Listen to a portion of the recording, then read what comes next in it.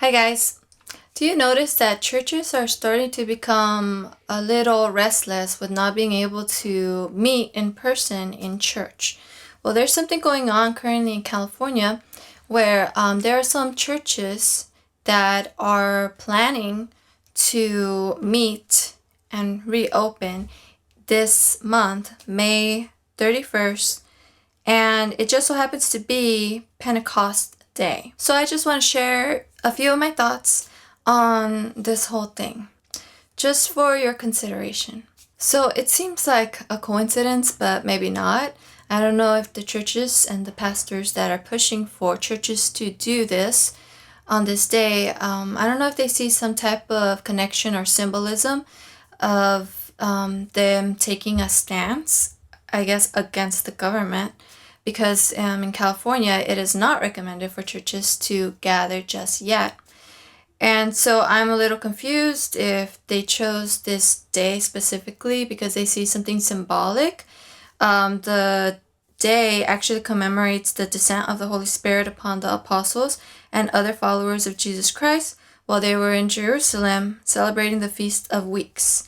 And you can find that in Acts chapter 2. Or it's just an opportunity to encourage church goers to come and celebrate this day, which I don't think Christians really celebrated it prior to this year, as far as I'm aware of. Perhaps it seems like a convenient day to be able to express to the government that, hey, this is an important day for us as Christians, we want to gather. The timing is a little interesting because it was just a few days ago that it was announced that the quarantine was actually going to be extended. There was some talk that the stay-at-home order will likely remain in place for the next 3 months. And from the things that I was seeing, they were having these phases, and I noticed that church gatherings were not one of those things on the next phase. So I think it's understandable for some Christians, especially pastors, to be concerned. However, I'm not too sure that this is the best idea for pastors to use their influence, their authority as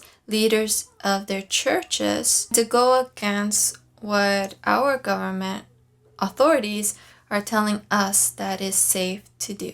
I think the most basic understanding of why all of this is happening in the first place is that people are tired of being out of their routine prior to this whole coronavirus situation. For a lot of Christians, church is a major part of our life. And I think people are just tired and they want their routine back. There might be other reasons also. The Bible tells us to set apart one day of the week, the Sabbath, and to dedicate it to God. And there's another Bible verse that talks about how Christians should not stop congregating. Still, when the order for staying at home and churches not being recommended to gather was first communicated to us, most churches, as far as I'm aware of, decided to go along with these recommendations, basing that decision on another part in the Bible that says that we are to submit ourselves to our authorities that God actually put in place for our own good. So why are churches now starting to resist these recommendations? Well, because of another Bible verse that also talks about how Christians should not obey men in certain situations or their government, but they should obey God above anything that anyone else would have them do that goes against what God commands them to do. So it seemed fine for a few months, but now it seems like it's going to go on for who knows how long. And so now people are beginning to question, is this the right decision moving forward? Or are we actually beginning to disobey what God commands us to do? And I don't know if you've heard about a bunch of conspiracy theories that have started with this whole coronavirus situation. I am not someone that goes on my computer and believes any conspiracy theory that is emailed to me or that pops up on social media or YouTube. So, I mean, I'm probably like the last one to hear about these conspiracy theories. And still, I've managed to hear about one about a vaccine, that there is this mark of the beast that might be in the vaccine, and somehow Bill Gates is involved with it, and Russia. And I don't know, there must be many more conspiracy theories out there.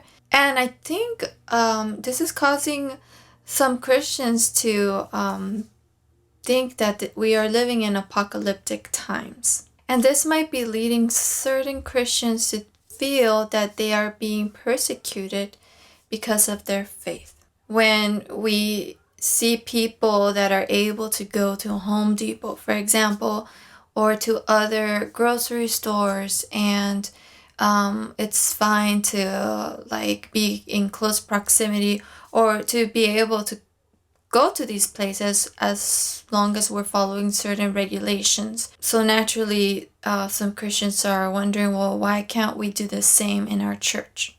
And for some, it's easy to jump into the conclusion that it's because the church is being persecuted, and this is only the beginning of things that are going to get much worse. And we need to stop it. And you know what? I will say this. I have a lot of respect and appreciation for Christians that are ready to take a stand against persecution of the church. However, I would encourage you to be patient and wait for that situation to be happening. Because right now, it's not just churches that are being told not to have people coming to that building. My husband's workplace, nobody is meeting up at his work building. He's actually working from home, as well as all of his coworkers. And we are the church, even if we are not gathering in person. We are still the church. We are still communicating the message of the gospel.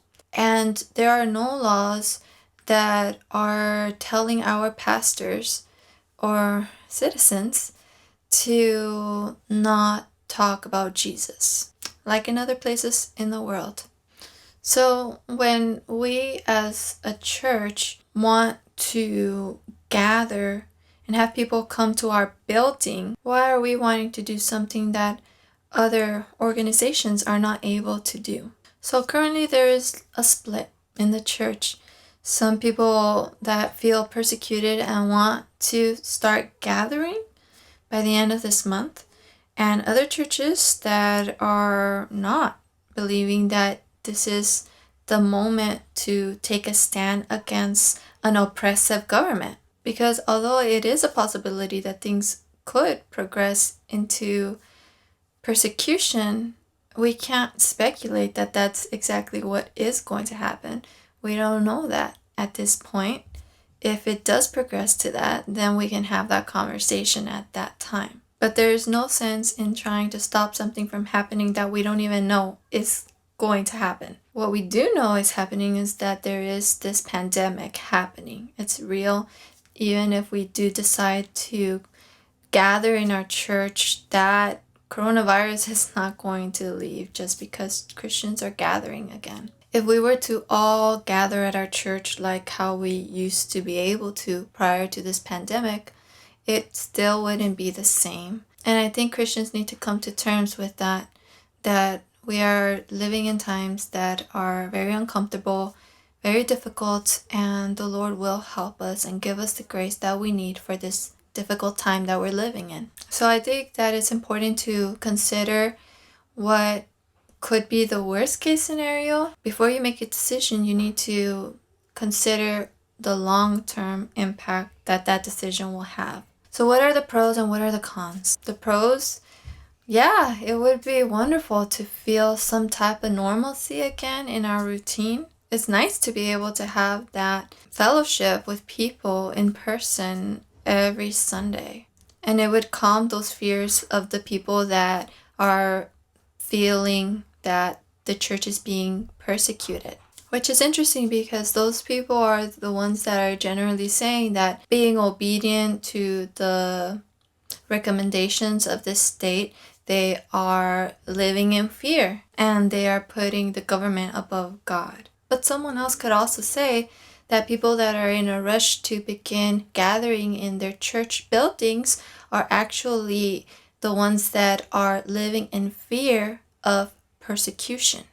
So, what are some of the cons?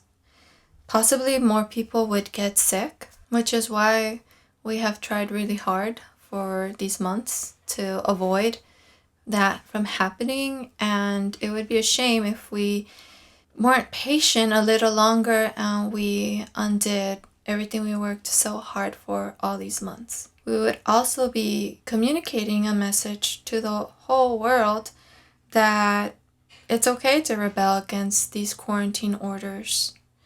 If churches don't need to abide by these recommendations, then why should any small business respect them as well? And in a sense, we would be advocating for disorder and rebellion against our government. And what position do you think we would place our government authorities in? They would then, in turn, have to create laws that will come down harder on churches than perhaps if we had just gone along with the recommendations without the need of laws to force us to obey their recommendations.